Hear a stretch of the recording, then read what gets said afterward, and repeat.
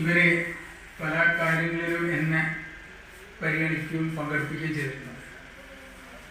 അപ്പൊ ഇതൊരു മഹത്തായ ദൗത്യം എന്നുള്ള നിലയിൽ ഇത് ഏൽപ്പിച്ച ഈ കർത്തവ്യം എന്നെ ഏൽപ്പിച്ചിട്ടുള്ള ഇതിന്റെ സംഘാടകരോടുള്ള നന്ദി, പക്ഷെ ഇത് പറഞ്ഞ് അവസാനിച്ചപ്പോൾ ഞാൻ മറന്നുപോയിട്ടുണ്ടെങ്കിലോ വെച്ചിട്ട് ആ നന്ദി അത് തന്നെ അറിയിക്കുകയാണ്.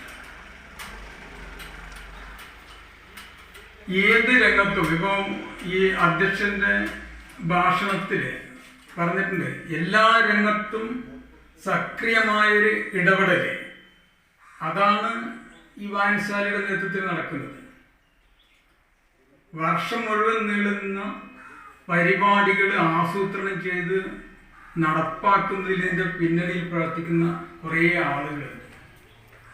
അപ്പം അതില് പറയുന്നത് ഈ ചിത്രരചനയും നൃത്തങ്ങളായി കഴിഞ്ഞാലോ മറ്റു രീതിയിലുള്ള കലാ സാംസ്കാരിക പരിപാടികൾ അത് സംഘടിപ്പിക്കുന്നതിലും അത് ആ രീതിയിലേക്ക് ആളുകളെ വാർത്തിക്കൊണ്ടുവരുന്നതിലും ഈ വായനശാല വഹിക്കുന്ന പങ്ക് നിർണായകമാണ് എന്നുള്ളത് എടുത്തു പറയേണ്ടതാണ്.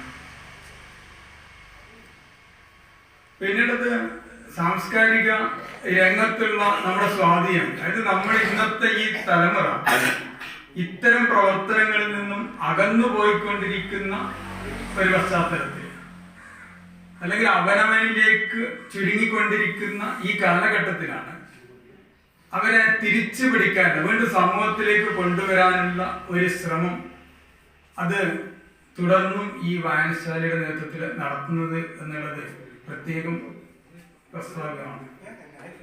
പിന്നെ എന്നെ ഒരുപാട് പേര് ഇതുപോലെ സപ്പോർട്ട് ചെയ്തിട്ടും കാര്യങ്ങളെല്ലാം ഉണ്ട്.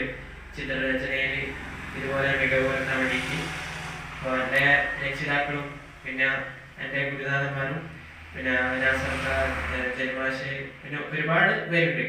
ഇതുപോലെ വായനശാലകളും ഒരുപാട് സംഘാടക സമിതികളും എന്നെ ഒരുപാട് സഹായിച്ചിട്ടുണ്ട്. ഇതുപോലെ എന്നെ ഈ ഒരു നിലയിൽ എത്തിക്കാൻ വേണ്ടി ഇനിയും ഞാൻ ഒരുപാട് ഈ മേഖലയിൽ തന്നെ തുടരും.